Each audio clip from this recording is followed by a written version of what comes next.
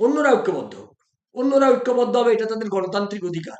আর হিন্দুরা যদি ঐক্যবদ্ধ হওয়ার কথা বলেন তাহলে ওটা সাম্প্রদায়িক। দুরন্ত একটা ন্যারেটিভ তৈরি করে রেখেছে।